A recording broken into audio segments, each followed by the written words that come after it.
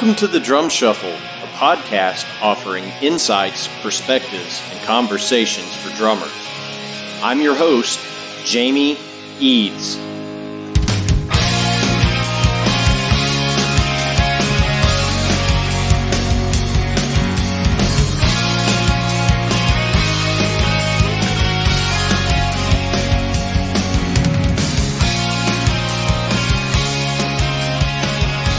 Hey, how's it going out there, everybody? Welcome to the Drum Shuffle. Jamie Eads joining you as I do each and every week. This is episode 141. I hope everybody is having a great week out there in Drumland. We're having a great week over here at the Drum Shuffle World headquarters. The holidays are upon us. I hope whatever holiday you celebrate will be fantastic and successful for you and yours. Merry Christmas, Happy New Year, all those good things. This is our final episode of 2021, and it's a special one. We're going to be joined by the legendary Simon Phillips right after this message from our sponsor, Los Cabos Drumsticks. The best kept secret for drummers is finally out. Los Cabos drumsticks may look like the sticks you grew up with, but these are not your father's drumsticks. Los Cabos Drumsticks is Canada's #1 drumstick brand, and they are coming to a retailer near you. With operations in over 28 countries worldwide, thousands of drummers have already discovered the Los Cabos difference. Using FSC certified wood from Canada and the US, Los Cabos make the finest quality drumsticks, percussion tools, and accessories on the market. The best news, Los Cabos Drumsticks offers you a ton of choice. They have 22 individual drumstick models and 14 percussion tools, many of which are available in 3 different wood types: maple, white hickory, and red hickory. Red hickory comes from the center or heart of the hickory tree and has been independently proven to be both stronger and more elastic than white hickory without adding a lot of weight. While most drumstick manufacturers have shunned red hickory, Los Cabos Drumsticks has embraced it, becoming the only established stick brand in the world to offer a full line of red hickory drumsticks. To learn more about Los Cabos Drumsticks, visit them online at loscabosdrumsticks.com. Follow them on Facebook, Twitter, or Instagram, and don't forget to ask for Los Cabos Drumsticks at your favorite retailer. Dare to be different. Join the Red Hickory Revolution with Los Cabos Drumsticks. All right, guys and girls, as I mentioned before our break, we are joined today by the legendary Simon Phillips.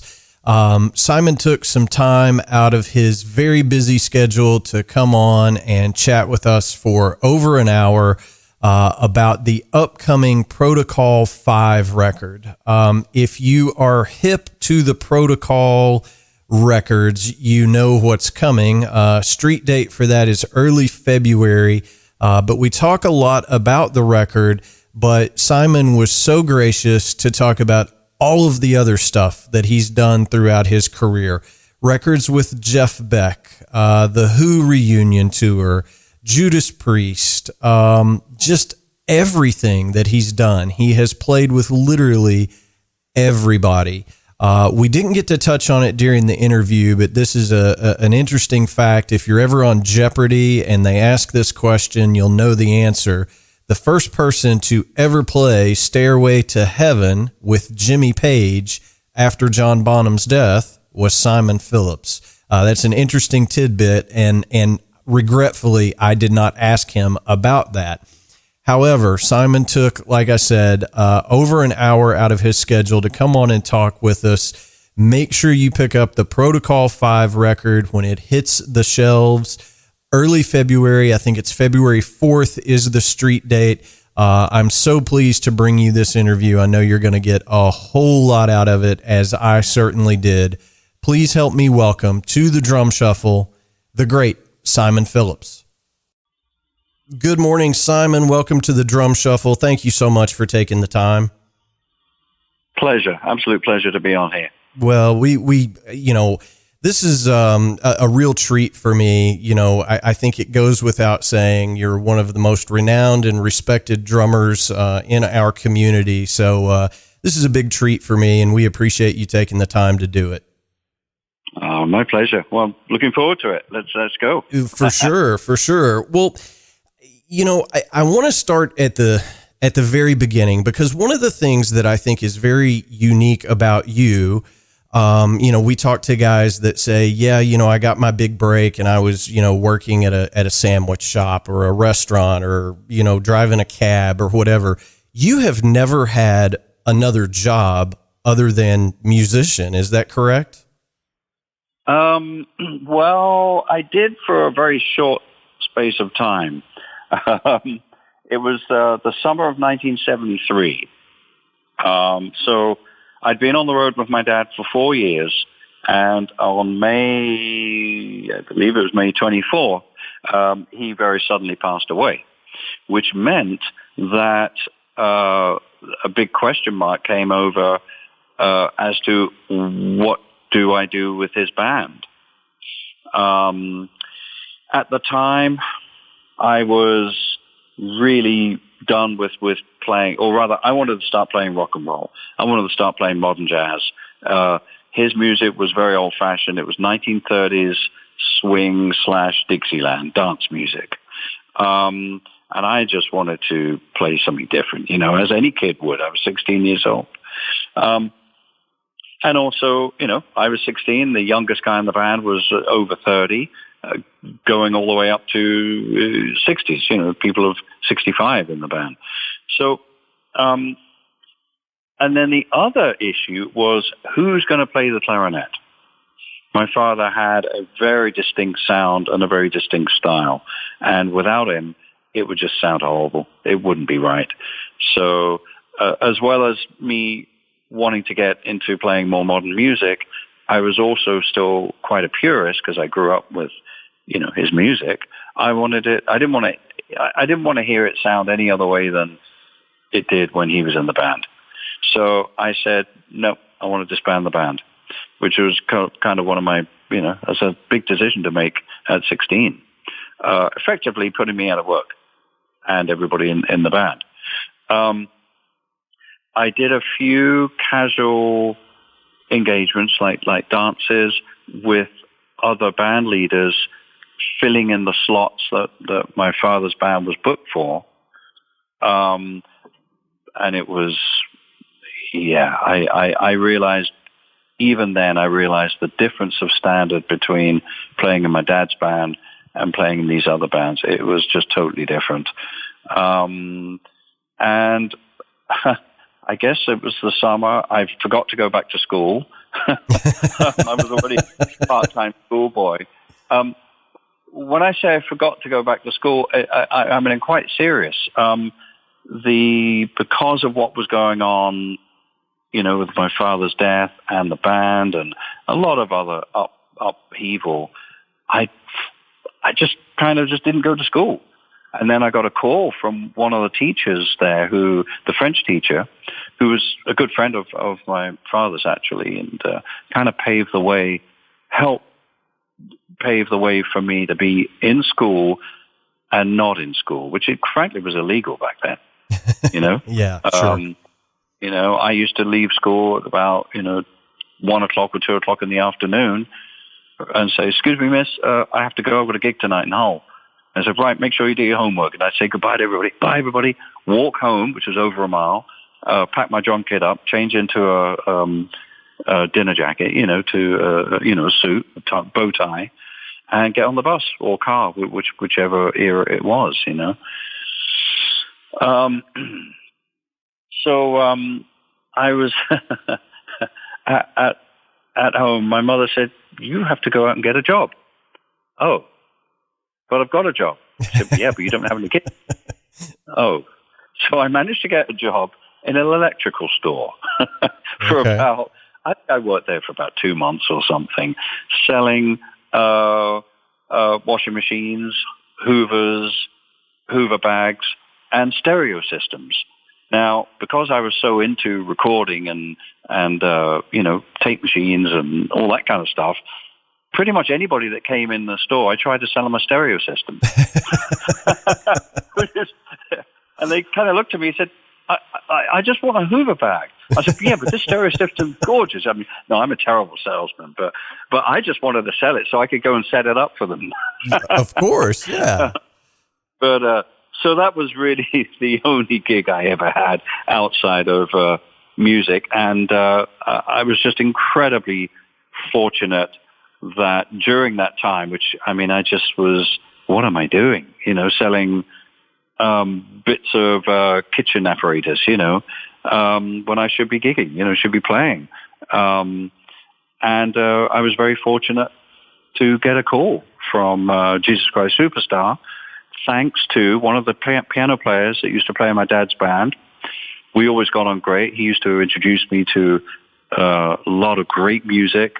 He was the first person that gave me a copy of Chick Corea, Now He Sings, Now He Sobs, which I just recently bought, by the way.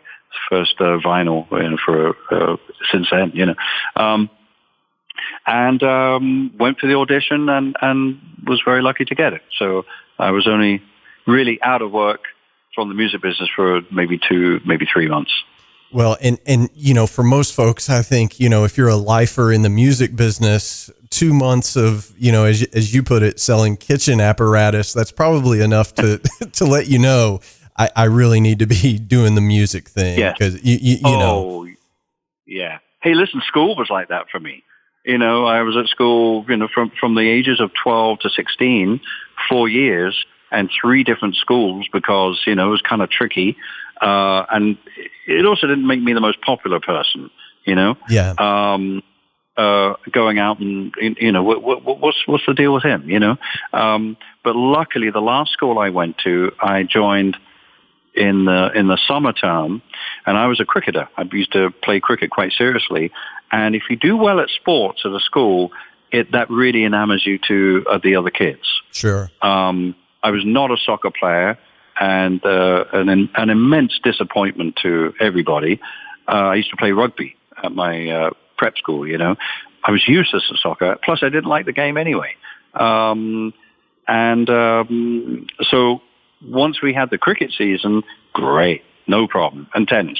So I was kind of lucky with the last school, But yeah, I was still, even at school, thinking, come on, I want to get going. I want to get going with my career because that's all I'm going to do. I know that. Sure. Well, and that's exactly what you've done. One of the other interesting things that I find about you is the fact that you started playing in your dad's band at such a young age. I mean, I think you were, 11, 12 years old.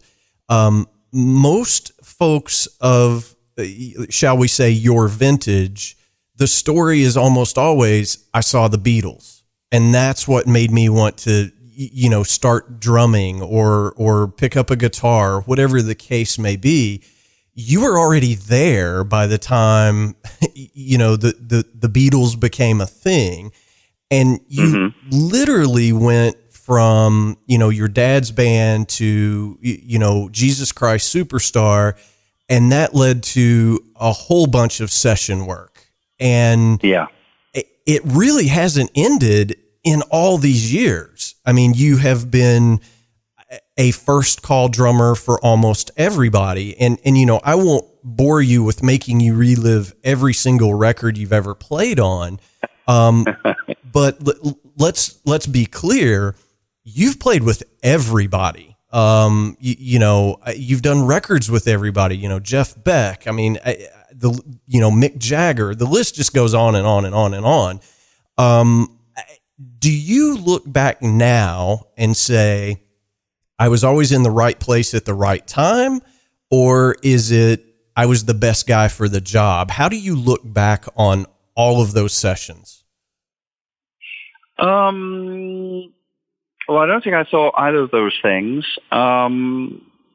It was really a question of having a job and having work in the music business. In Britain, in the 60s and the 70s, it was still pretty tough living there, post-war country. Nothing was ever that easy. I was just really lucky to be called for session work. There's periods of, fallow times where I wasn't working. That's what we do. That's what a musician or an actor does. You go through periods of working, periods of not working. I just guess I was really lucky to be called to go into all these studios in London, many of which have gone, of course, and emulate what guys were doing in New York at the time and Los Angeles. Steve Gadd, Harvey Mason, Ed Green, Bernard Purdie, Grady Tate. I used to listen to all those guys and try to play like them in London, groove-wise and so I don't know. I just looked at it as a valuable experience, and everything is a learning curve. I think even now, even today, I still if I'm recording a track and I'm kind of a bit of a puzzle of how to approach this track, it's great. You're learning all the time. You never stop learning. So I just felt it was that was what I was doing. I never felt that I hoped I was the best man for the job. There's many times when I felt, I don't think I did so well on this one, but my experience got me through it, just happy to get the call and have the work. Well, I think that's, I asked the same question of Russ Kunkel recently. We had him on the show. He's played on so many records, and he was like, I just seem to always be in the right place at the right time, and get the call. And, he just talked about, sort of the luck of it all of, you go do a session, you meet somebody on that session, and then your name comes up on their next session, right? And it just exactly it just kind of builds on those relationships. Well, I think we were very lucky in that period. There were so many recordings going on, and the reason for that is that nobody had home studios, nobody had a sequencer, nobody had some people had tape recorders or a little cassette machine. But essentially, if anybody wanted to make a demo so they could take it to a record company to get a record deal, you had to hire musicians. Yeah. And that's what I started doing. So I'm at Jesus Christ Superstar, and one of the cast wants to make a demo, and that's when I got asked to do it. So would you come do a session with me? And I said, absolutely, And then I'd go to that session. It would only be a 4-track studio back in those days for demos. If you're lucky, 8-track. But even in those days, an 8-track studio was a master studio, And I turn up, and there'll be, all these, maybe 3 or 4 other musicians who have no idea who I am. They think I'm the T-boy or the assistant. And, could you make me a cup of tea? I went, I'm the drummer, And they go, oh, yeah. And, of course, we're in the control room. We've got maybe a chart, or maybe we don't. Maybe the artist just sits down and plays the song on an acoustic guitar. You either memorize it or write a bit down. It really depends, I memorized most of it. And then we go out, and they look at me sitting down on my drum kit and put my headphones on and getting ready to count everybody in. And they go, huh? How old is this kid? And I was 16, I'd already had a good, maybe let's say 3 years of studio experience with my dad. So, I knew how it all goes. Question was, just, play well. Time is the most important thing. Good timekeeping. And we were really in that era which, Russ is talking about, being so lucky. Yes, we were so lucky that that's what the business was about. And then that bass player, we say goodbye, and he goes, hey, I'm gonna give me a number. And then I get a call from someone else. Oh, so-and-so was on this session. He recommended you. Can you do it? I said, yeah. He said, you sound very young. I said, yeah, I'm pretty young. and on it goes. And then I'll never forget a session at Air Studios. I was very shy, by the way, in those days. And at Air Studios, this would have been in, how old was I? This was like 75, I think. So I was 18. I got to the studio early. I had already done quite a few sessions, so the engineers all knew me. I'd set up, they mic'd it up, we'd already got drum sound, and I waited in Air Studio 1. And I was looking at some tape boxes. And the previous session that had been a couple of days ago was the Billy Cobham Band. Oh, wow. And it was some tracks for an album called Funky Thide Sings. And I opened the tape box and look at the track sheet because, I was so into it. I understand, what a track sheet was. And I'm looking at how they put, how many tracks the drum kit went over. He had a brass section and Fender Rhodes and bass and guitar, all this stuff. I'm looking and wow, And this is in the time actually before we even had SMPTE code on a tape. So you had 24 tracks of usable, magnetic tape.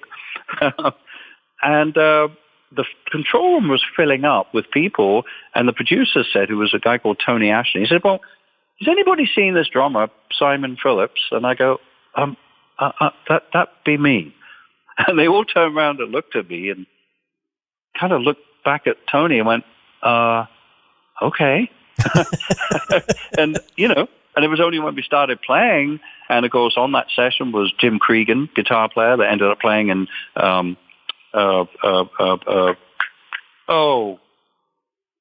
Stewart's band in 76.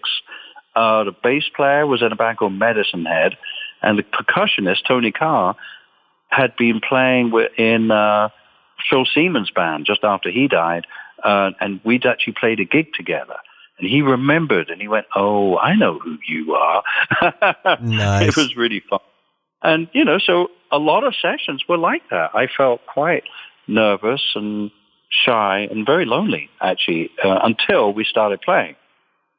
And then, can you imagine for those guys? They're in their mid to late 20s, maybe in their 30s, and there's this kid, and I don't know. I look back at it now and I kind of go, did that really happen? But it did, Well, yeah. And I think anybody that knows your history looks at how young you were. I'll skip ahead a couple of years. You did a record with Judas Priest. And this was, kind of before they exploded in the MTV era of the 80s. But I want to say it was 77. The record was Sin After Sin. And the one thing that I wanted to ask about, that record, you must have been 20 years old when you did those sessions. But arguably, you were the guy that brought double bass drumming to heavy metal records, for God's sakes. I could make that argument that you were the guy that made that popular in British metal. And you were 20 at that time, or 21, something like that. I was 20. I had my 20th birthday during those sessions. Oh, but when people think of, when they hear your history and the Who reunion in 89 and all these things, people must think you're much older than you are, because you've done so much. I used to get that a lot, actually. Towards the late 70s, early 80s, when I would turn up to do like a drum clinic or something, they couldn't believe how young I was. They thought, you must be in your 30s. I went, no. Yeah, that did used to happen. It was very funny. Yeah. That's hilarious. Now, interesting, Sin After Sin, we didn't have a term called heavy metal back then. It was still heavy rock. And I think, again, this could be debatable, but I do feel that Sin After Sin could be classified maybe as one of the first heavy metal records. I agree. Yeah. There was, you had Black Sabbath, which were originally heavy rock, but they really get into, being called heavy metal pretty early on. And I'm sure there's plenty of others, but I think Sin After Sin was quite pivotal in that change of style of music, I would agree. And, I don't know what the production decisions were in the studio, but you played a double bass drum kit on that record, and now look at at where that style of music is, blast beats, and you got guys that are. That was an interesting scenario because I started taking two bass drums. So the first record I recorded with two bass drums was in 1974. And it was the first band I was in called Chopin. And then I used to turn up to sessions with two bass drums, which was kind of a bit obnoxious, a bit awkward, because you just didn't do that, If you were Cozy Powell, you did. Yeah. If you were Carmine Appice, you did. I don't know. But yeah, it was kind of a weird thing.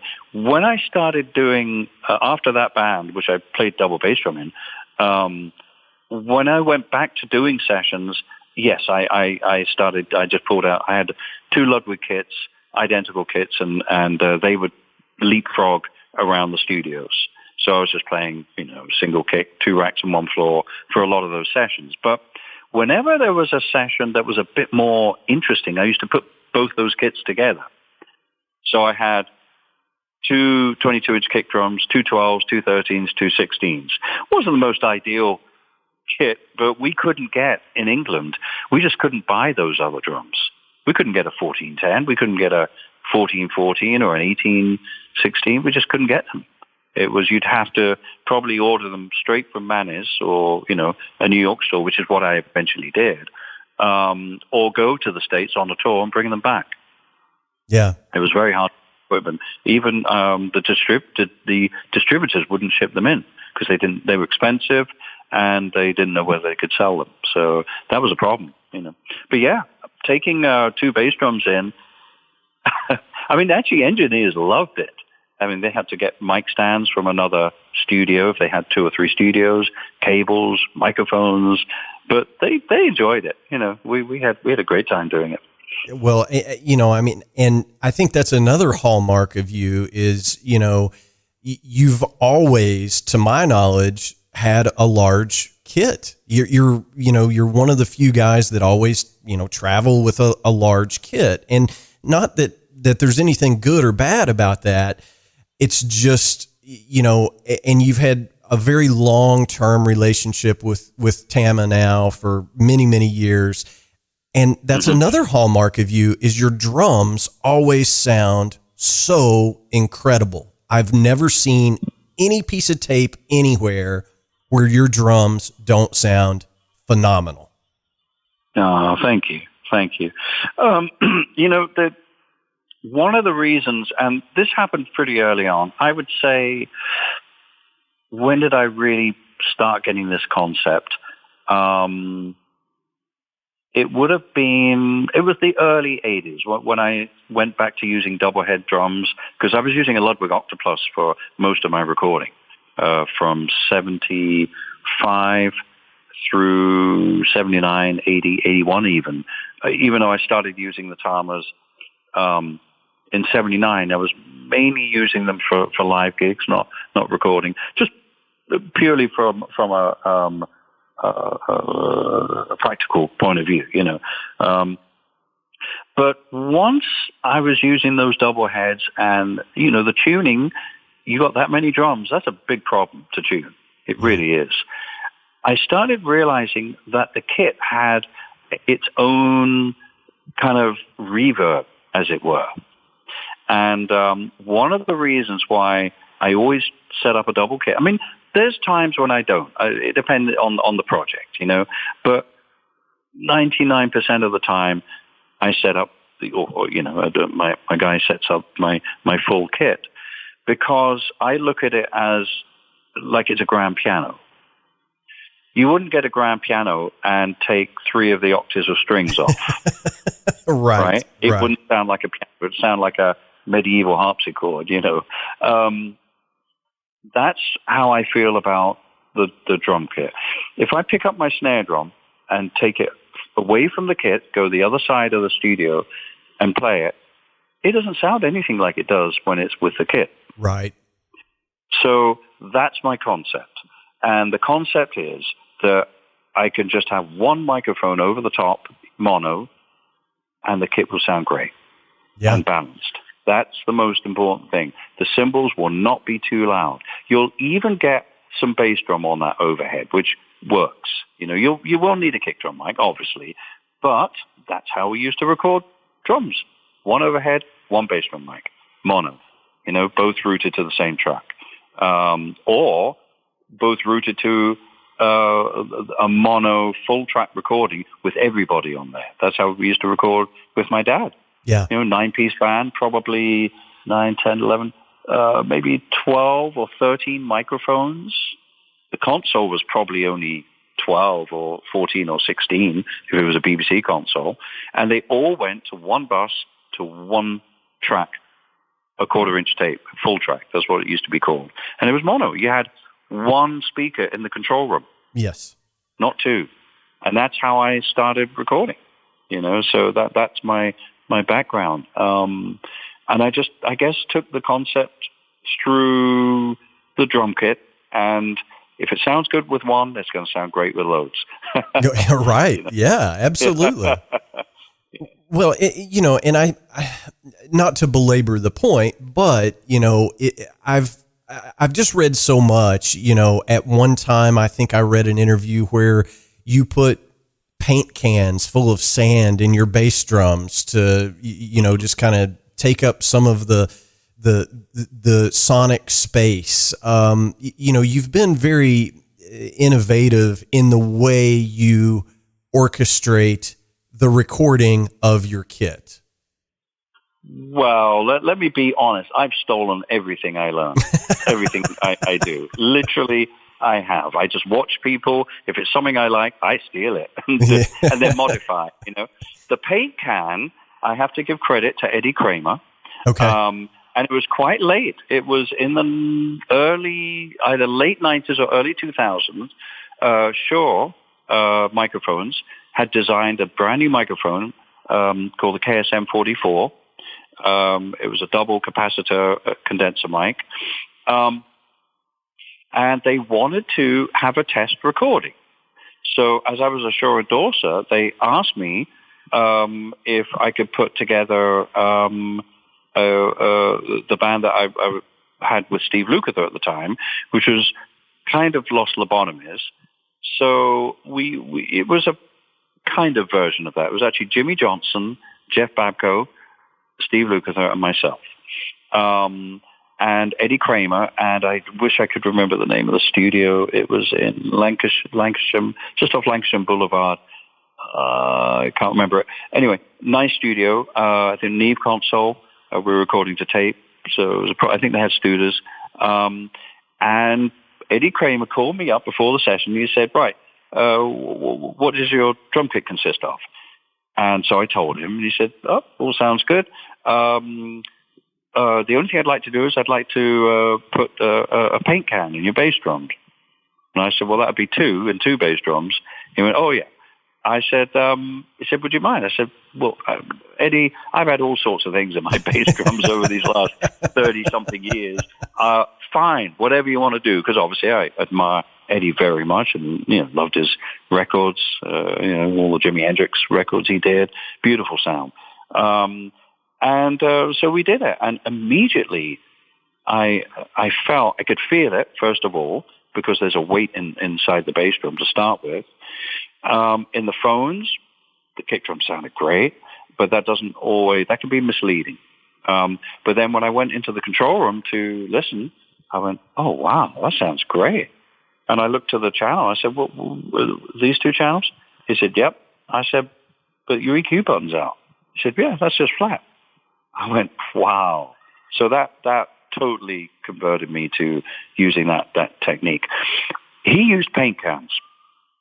That's a little dangerous to travel with when you're going from studio to studio, because those paint cans are not very strong and it can split, and then you've got paint everywhere. So I went to a fish store, a place that sells pet fish, and I got a load of gray sand, and then I went to the hardware store and got some empty 1-gallon paint cans. I took them home, and I got my scales out, and I weighed the paint can, 13 pounds. I filled an empty paint can full of the gray sand, put it on the scales, 13 pounds, weighed exactly the same. So I said, well, much better that sand gets spilt in a bass drum than paint. Yeah, no doubt. So that's why they're filled with sand, and I've been using it ever since. So, but Eddie has to take the credit for that. It's a bit like the same with Ken Scott. I credit Ken Scott for my inside mic positioning mainly for live. He was the guy that turned me onto that. Well, I mean, it's just things like that. I don't know if it's my level of drum nerdery or what it is, but those things are so fascinating to me. Like, why do you do that? I mean, sound people, engineers have come to me and said, well, this is a trick I picked up from X. And then I'm just like you. I'm like, oh, I'm going to use that again because it sounds incredible. It's so fascinating to me how we come up with these solutions to things related to our instrument. And that's one that's amazing to me. Yeah. And just to explain really what it does very briefly, recording especially a 24-inch bass drum, but it could be any size. There's a lot of information for that poor little microphone to have to absorb. You've got huge extended lows, especially when you get close to the batter head inside the drum or just outside it. When you have a front head on, depending whether you have a hole or not, depending what kind of sound you want, there's also a very high slappy sound as well, quite trebly, which is, it's more of a heavy metal sound, which is kind of cool. But what the paint does, it's mass. And so what mass does is it kind of acts as an acoustic compressor. It soaks up the really low, unusable bottom end from the drum, but it also soaks up that really top slappiness inside the drum, which makes it what I call microphone friendly. And I use this term a lot, and I use it for every single instrument: guitar, bass, tenor, piano. There's certain instruments which sound great acoustically, but they're not microphone friendly. Yeah. And it's a very subtle difference. And it's so subtle that you can hear an instrument and go, oh, that sounds great. You put your mic in front of it, or wherever you want to put it. You go into the control room, you set your gain, and you listen. You go, doesn't sound as good as I thought it would sound. Yeah. Can you try maybe, try a different, maybe we'll try a different amp or something. Maybe I'll try a different microphone. It's so weird how that works. And what works in one studio or works for you 90% of the time will come and bite you in the backside in another studio because it won't work. And that is a puzzle that I'm still trying to figure out. And I'm sure a lot of engineers, come up against. And that's when you gain experience. It's like having a good gig. When you have a good gig, you have a great time. Your ego is brushed, but you learn nothing. If you have a bad gig, that's when you start learning. Yeah. Because you're going, why? I'm really struggling with the sound. I just cannot seem to play today. My choices of what I'm doing are just not good today. So you're kind of battling a little bit. That's when you learn, I believe. Anyway. Yes. And, I've been in situations where it was, totally seat of the pants, no rehearsal. And, I worked with a band leader and he said, well, if you train wreck this song in front of these, 200 people or whatever the case may be, he was like, you'll never do it again. you know, and that is the way you learn. When you have a bad experience, you go, I don't want to do that again. And it reinforces what you should be doing. For sure. That's a great point. Absolutely. So I want to move forward chronologically a little bit here. What year was the first Protocol record? Was that Was it the early 90s or late 80s? I get confused a little bit. Late 80s. So I had been producing Mike Oldfield from 1983 with an album called Crises, 84, Discovery, and then a few other things in between. And in 1986, I installed my first professional studio in my home in England, and I was doing a lot of production then. I had been writing music and demoing it all up and taking it around record companies. At that time, as much as I said, oh, this is great, but we don't know what to do with it, so I couldn't get a record deal. And I had a clinic tour in the States booked in, I think, May or June of 1988. And I thought to myself, I've got a studio. I've got a week of actually doing nothing. I think I'm going to make a record. I can't afford, I didn't have a budget, so I couldn't afford to pay musicians, so I played everything myself. And that was the first Protocol mini album, because I only recorded 5 tracks. And I took it around to all my clinics and tried to sell them at the clinics, and people bought them. I had 1,000 printed up, and I took them all over the world, actually. Went to the Far East and ended up in Australia with a few copies of it. And at some point, a record company executive heard this mini album and called me and said, we'd like to license it. And that was a company called Music for Nations. It was a company which had signed Metallica, so it was a heavy metal record, heavy metal label. They had Nuclear Assault, which was another great band. They had some of the Zappa records, and they signed me to their label Food for Thought, and it was released in 1989. Wow, that's an amazing story in and of itself. I had no idea. But and I want to make sure that all the drummers that are listening to this hears this. You have really no music theory training. You are a self-taught composer. Am I correct in stating that? Absolutely correct. I should have gone to music school, but we didn't have them. We only had the Royal College of Music, and drums wouldn't pass as an instrument. And also I was working. I didn't have time to study music, so I had to just pick it up as I went along. And, I've also, read different interviews where you have said that you start your composing process always from, a melody standpoint. You don't start from a groove standpoint.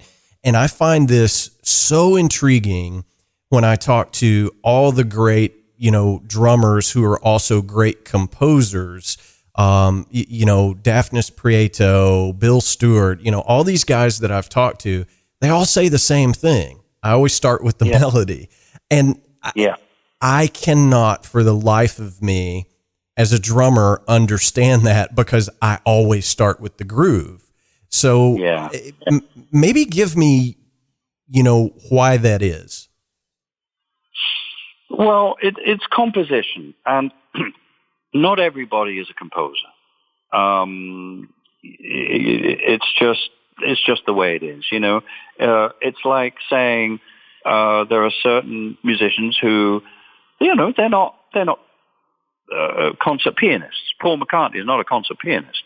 He's certainly no Anthony Jackson as a bass player, but he's a composer. Yes, he's a songwriter. And of course, all of his playing, and he even plays drums, is so musical because it's compositional playing. And this is something I'm very kind of strong about, even as a player, is playing compositionally, playing for the song.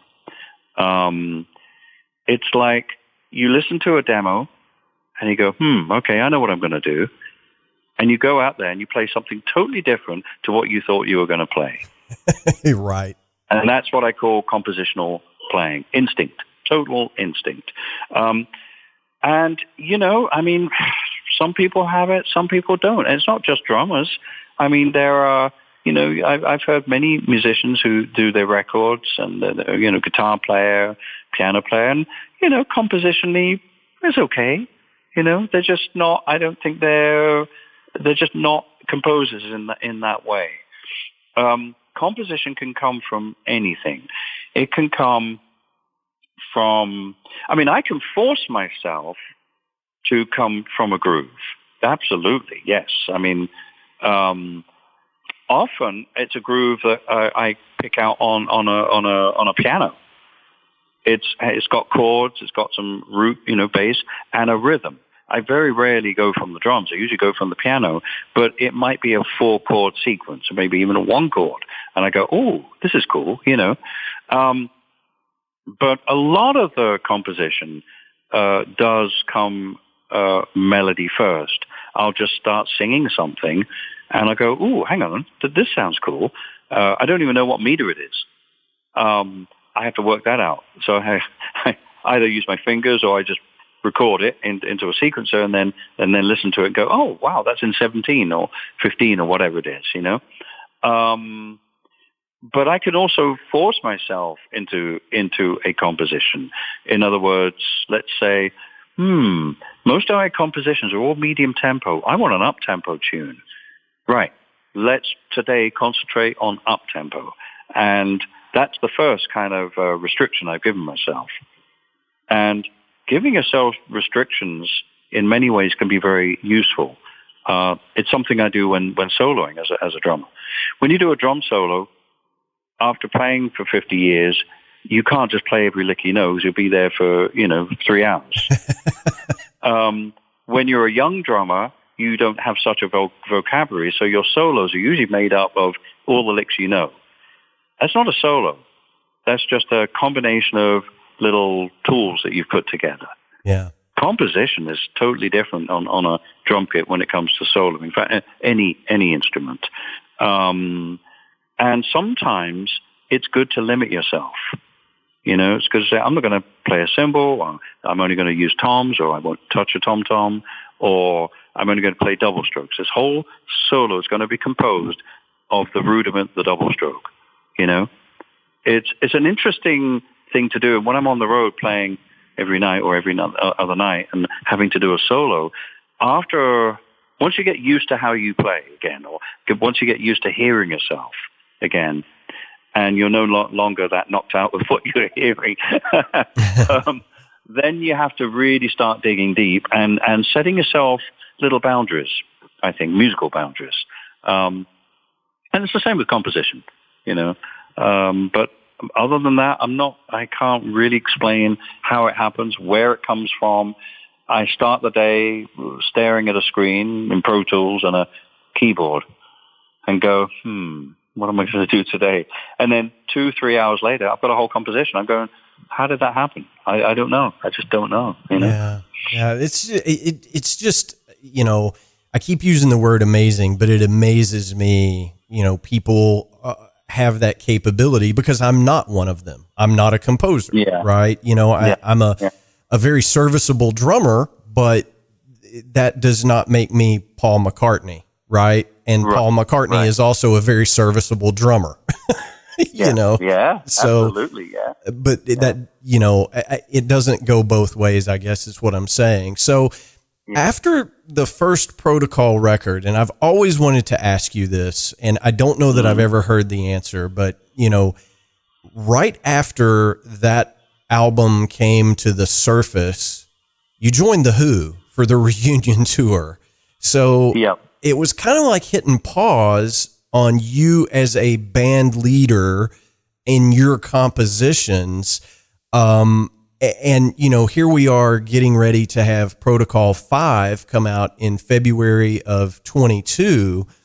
So there's been some fits and starts in there for sure, but are you constantly composing, or is it more of a conscious thing of, well, it's time for me to put something out?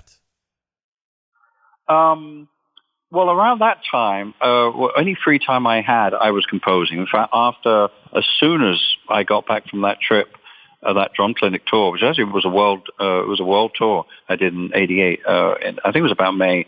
Started off in Singapore, I remember. That was my first clinic of that tour.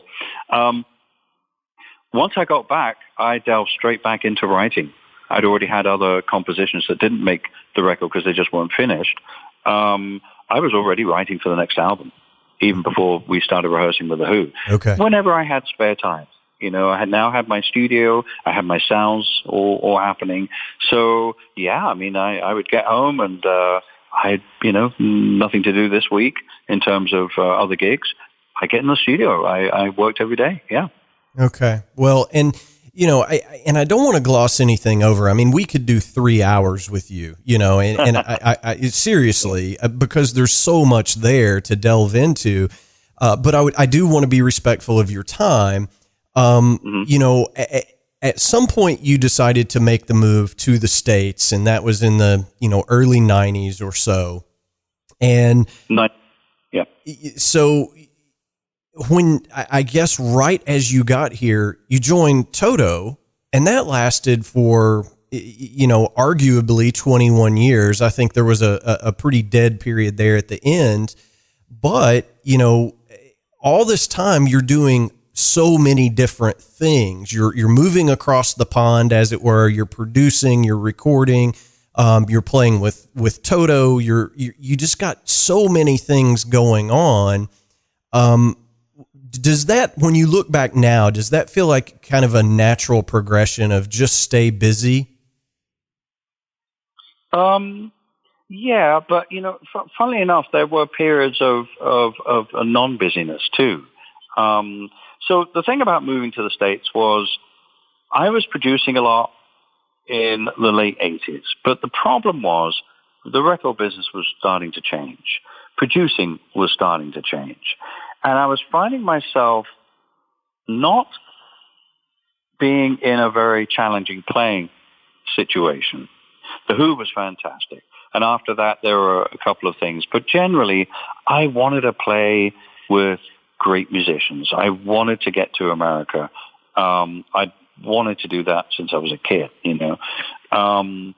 and also personal life came into it as well. I was, just getting ready to go through a divorce, and I just thought, I think this is the time. So I started applying for with a lawyer in New York and an immigration lawyer in Niagara Falls, who is a very famous lawyer that does a lot of British acts when they come to the States. He sorts out their work visas. I said, I want to move to the States. And I found out that it was not as easy as I thought, because I wasn't coming to the States as an artist signed to a record company where they would apply for my visa. I wasn't a writer with a publishing company in America. I wasn't in a band. I was on my own. And so therefore, who's going to get my work visa? So these two lawyers got together and they figured out a scheme. So it was a lot more complex than most people when they move to the States from England, because they usually sign to a record company. And I'd started that process I believe in 1991. And then by, I believe, maybe spring, or it was probably spring of 92, I had all my final papers and visa and everything in place. So it was just a question of, wow, I can legally now go to the States. When? When should I do this? I had a pretty busy summer. I just started playing again after many years with the Jack Bruce Band. We used to live quite close to each other, and he used my studio to record. And he asked me to play with him again. I thought, this will be fantastic. And it was a trio with Blue Saraceno on guitar. Yeah. And we went to Japan, and we were doing gigs in Europe. The production side of things, I was getting very disheartened by the record companies, because that would take too long to explain. I was ready to move. But I had a record in the can, Force Majeure, had just been recorded. I'd finished all the overdubs, and I was mixing it. And that's when I was doing a project actually in Ibiza, which is when I heard, with Bobby Kimball actually, which is where I heard the news that Jeff Beck had passed away. Which was just, really? What? You know, I mean, it was an absolute shock.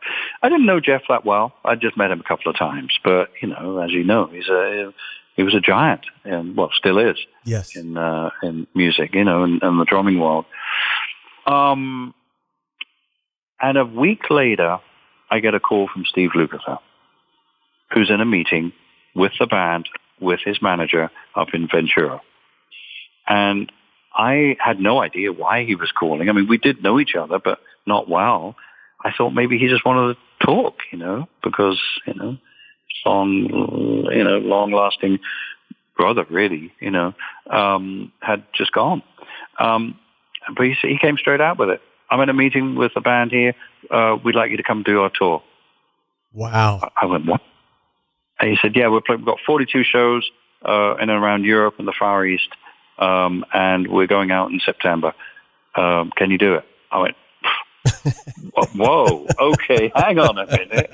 First of all, Toto? Me? Yeah. I just didn't see the correlation there at all, you know. But on the other hand, I was extremely honored that they even, you know, considered me. But I was like, wow, okay, I'm going to need some time to think. He said, well, I'll give you a few days, but let us know. We got to know. We got to move on this. I said, okay, let me make some calls. So, of course, I had to make all the calls to the sessions and whatever gigs I had lined up to tell them, look, I've just been asked to blah, blah, blah, and I won't be able to make your record date. To my surprise, everybody, I think Toto to musicians is such a, you know, a gigantic musical event or whatever it is, you know, to musicians. They respect all the musicians. And they said, I'm disappointed you can't make it. Go and do it. That's absolutely fantastic. Yeah. Only one person got pissed off with me. I'm not going to tell you. And it wasn't anybody that you wouldn't know who it was. And I said, well, look, what am I going to do? And anyway, and that was it. And the very next day, I went into London to record with Big Country, Buffalo Skinner's record. And within a few weeks, 2 weeks, I called Luke. I said, okay. And they sent me a DAT of the new record, which was Kingdom of Desire, which kind of, when I heard the record, I went, It made a little more sense at that point. It made more sense because they were going into a little bit more heavier rock scenario, which I really dug. I love the album. I thought it was a great album. I thought it sounded great. Bob Clearmountain mixed it, you know. I said, yeah. And then next thing, just a couple of weeks later, I left my house with 2 suitcases and a box of microphones. And that was it. Never went back. I was on the plane with a bag full of batteries, a DAT machine, a pair of headphones, and some manuscript paper doing charts on Virgin Airways and being fed lots of glasses of champagne. Nice. Writing charts. And that was it. Yeah. That was it.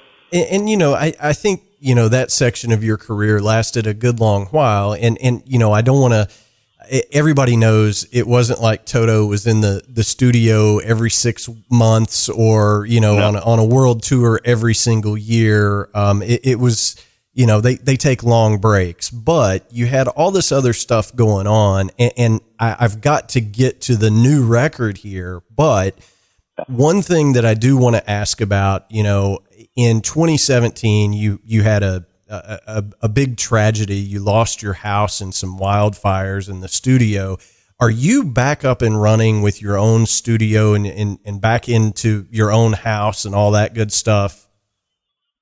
Yes, I'm back. It took a long time and it took quite a bit of a fight, you know, a little bit of a legal battle here and there. But yes, I am in my house now.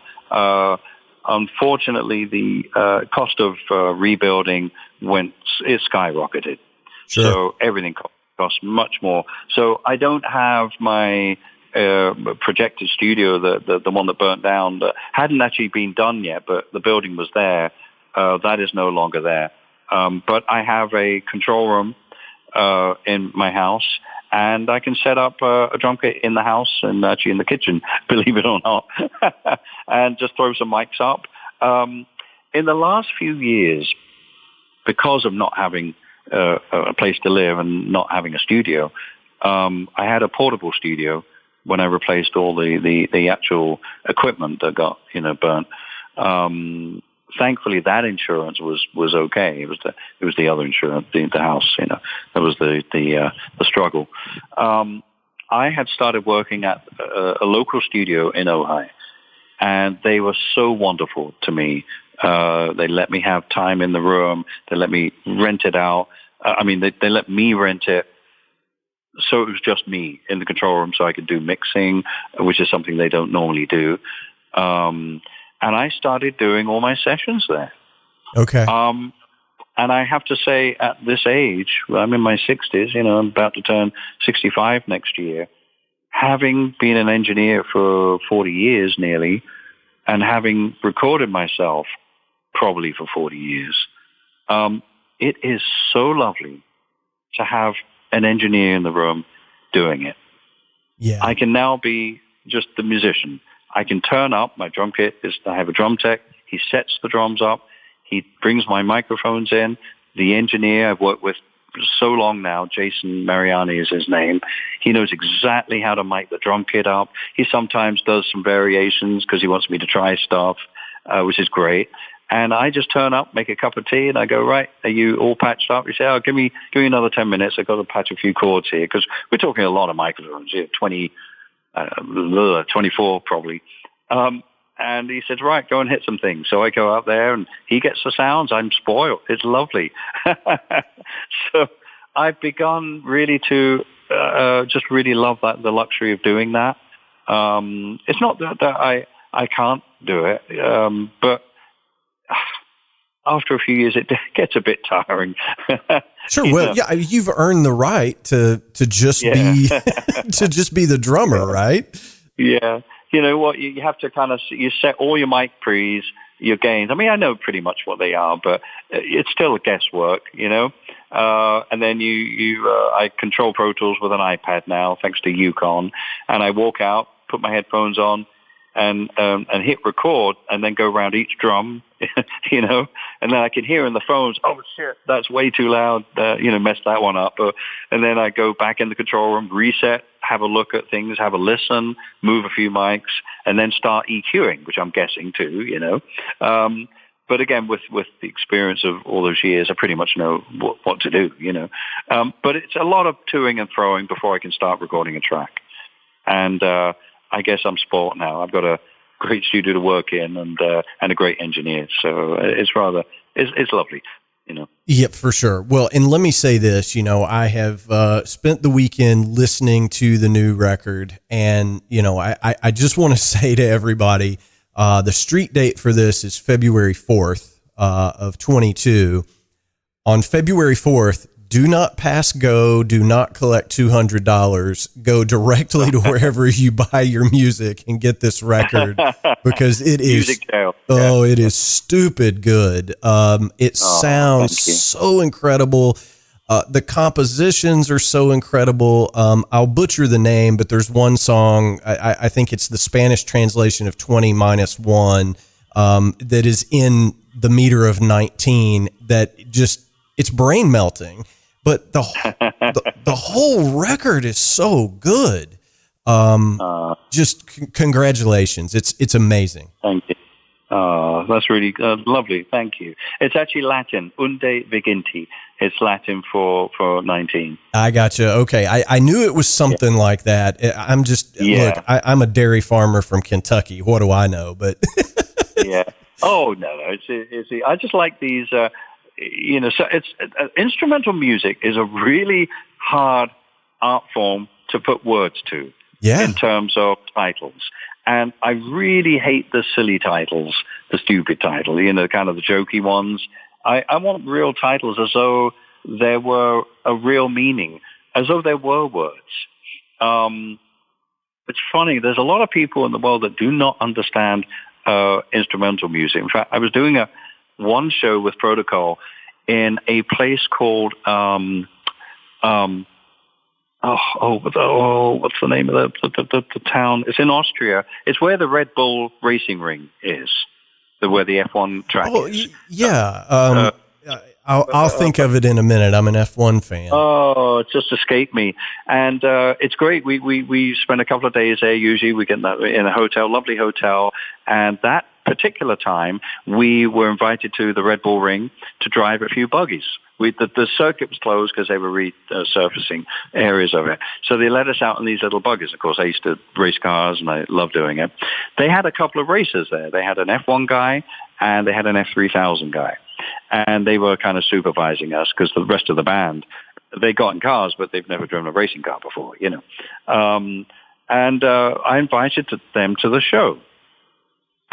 Now, the guy that organized this is a guy called Walter Lechner, who very sadly passed away. He used to run two teams in the Porsche Cup, the F1 GP support race, plus the Abu Dhabi F1 Porsche Carrera Cup as well.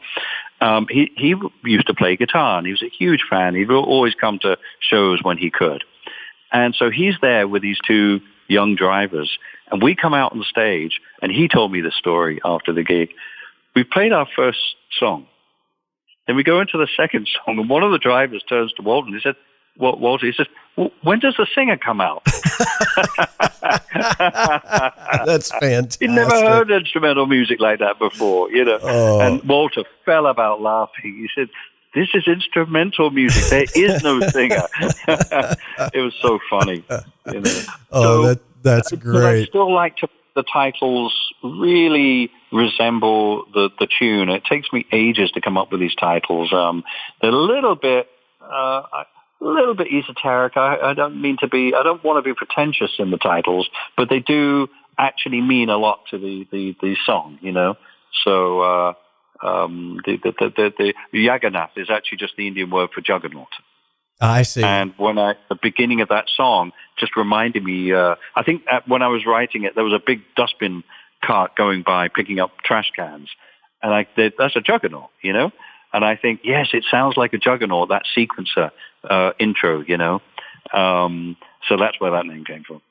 Well, you know, and as I've listened through a couple of times, the last track, I think it's called The Long Road Home, it just an epic, wonderful composition. And, you know, look, I'm not the biggest, funk or progressive rock fan in the world, certainly. I mean, there are guys that know the ins and outs of everything. Rod Morgenstein is one of my heroes, you know, from the Dixie Dregs. And, you know, certainly you're up there. It's not going to get radio airplay in today's, shall we say, cesspool of the music industry. You know, your songs are far too smart to, you know, see the light of day from the traditional radio markets and all that stuff. Sure. But if you are just a fan of brilliant music, you can sit and listen to this record, and it takes you someplace. I get that very visceral, emotional reaction from listening to this record that I got when I was a kid from records, you know, whether it was, Dark Side of the Moon or whatever. And I think that's what all musicians are going for, is to connect emotionally with the listener, right? Yeah, exactly. Yeah. And you've done that in spades on this record. And again, I want to be respectful of your time, but given, you know, all of the pandemic protocols and all of the, you know, we've all been stuck at home for so long now. Are there plans next year, should the situation present itself? Are you going to try to do some shows with this new lineup? Oh, absolutely. In fact, the first shows are being booked. We're going to be playing Catalina's Jazz Club in Hollywood, January 21st, 22nd, 23rd, and Yoshi's in Oakland on the 25th. Okay, good. Now, and then after that, we're going to try to, we're trying this at the moment, to put together a European tour, but I don't think that will happen until the fall. It just doesn't look good right now. Sure. You know?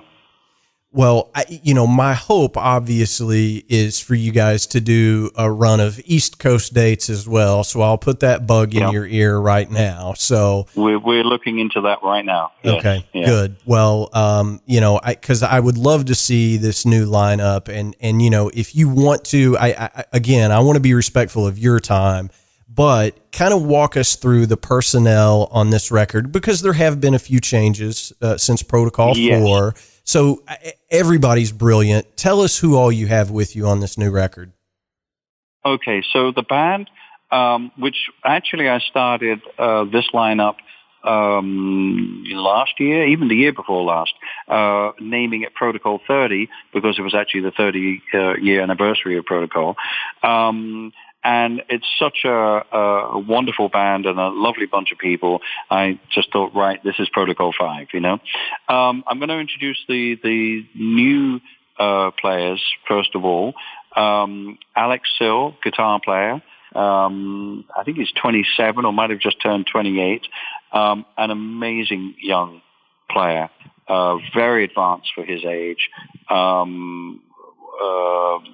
Musically, compositionally too. He co-wrote quite a big part of The Long Road Home, and so that was fun actually working with him in that context. Absolutely, his playing on this record is it's wonderful. Jacob Cesny is the horn player, and he's playing tenor, alto, and soprano on this record. Jacob is, again, he's 27. He'll turn 28 in a couple of days. Again, far ahead of his years. Beautiful player. All his solos on the record are just mind-boggling. They're just beautiful, Mature, too. That's the lovely thing. It's not just a barrage of notes.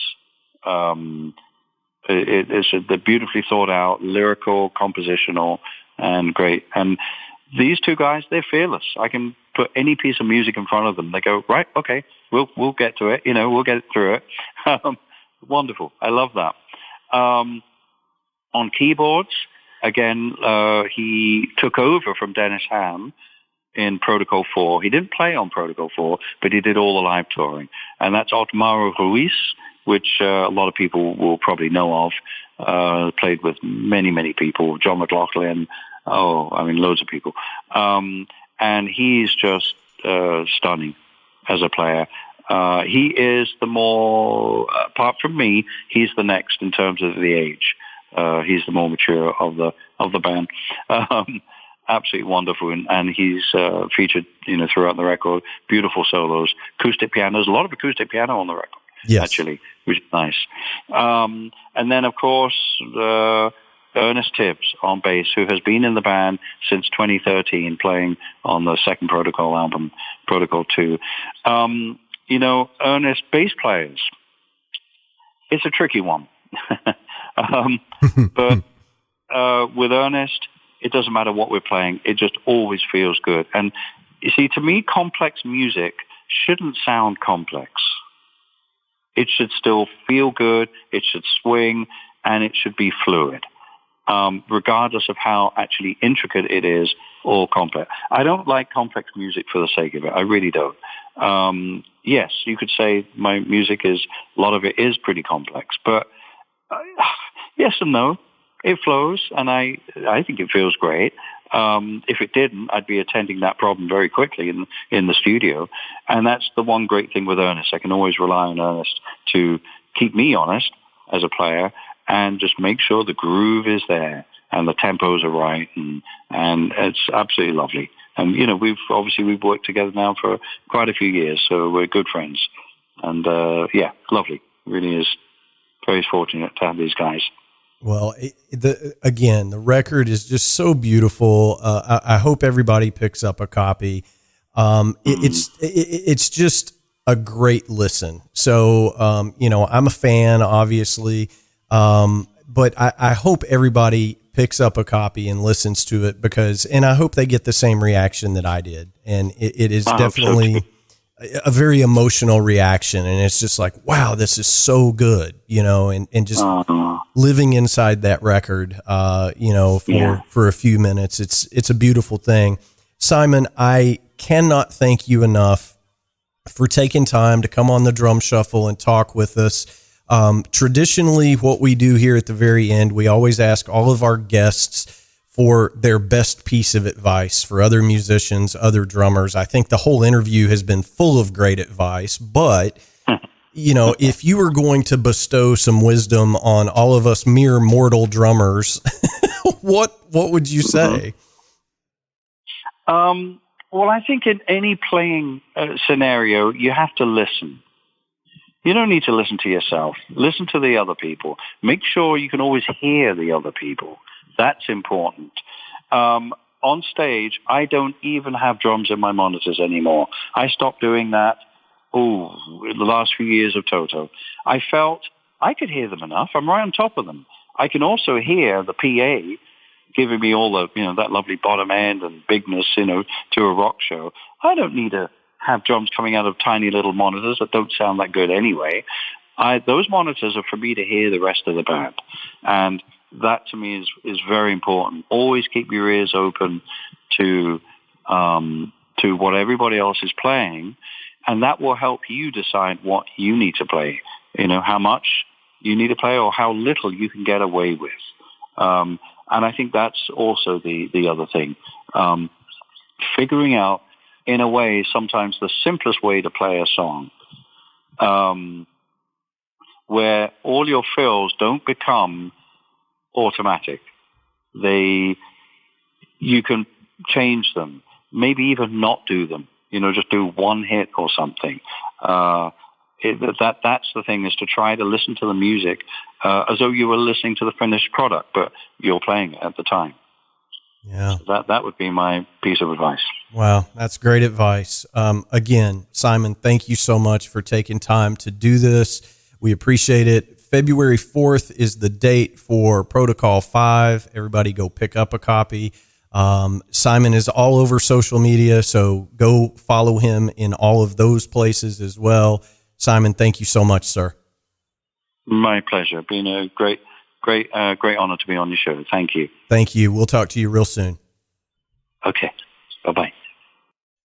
All right, guys and girls, that's going to wrap up episode number 141 of the Drum Shuffle podcast. Again, many thanks to Simon Phillips for taking time out of his schedule to come on and chat with us for well over an hour. It was just such a treat for me to have him on the show, and I can't wait for all of you guys to hear the fantastic new Protocol 5 record hitting the shelves in early February. As I do each and every episode, I want to thank all of you for tuning in and downloading the podcast. We simply can't do this show without each and every one of you doing so week in and week out. Sincerely, I appreciate that more than you'll ever know. If you want to help us, the biggest thing you can do to help this show continue to grow is share a link with a friend, and we appreciate your efforts around doing so. We answer every single email that we get here at the Drum Shuffle Podcast. The email address is thedrumshufflepodcast@gmail.com. Our web address is thedrumshuffle.com, and you can always find more information on me over at jamieeads.com. Again, I hope everybody has a Merry Christmas and a Happy New Year. May the absolute worst of your 2022 be better than the best of your 2021. The news doesn't look all that great surrounding the pandemic. Things seem to be getting a little bit worse again, but I'm hoping for a much different 2022. I hope everybody has a chance to go out and see some live music. Moreover, I hope everybody has a chance to go out and make some live music. So, Happy New Year. Until next time, may your heads stay strong and your sticks never break. Cheers, everybody.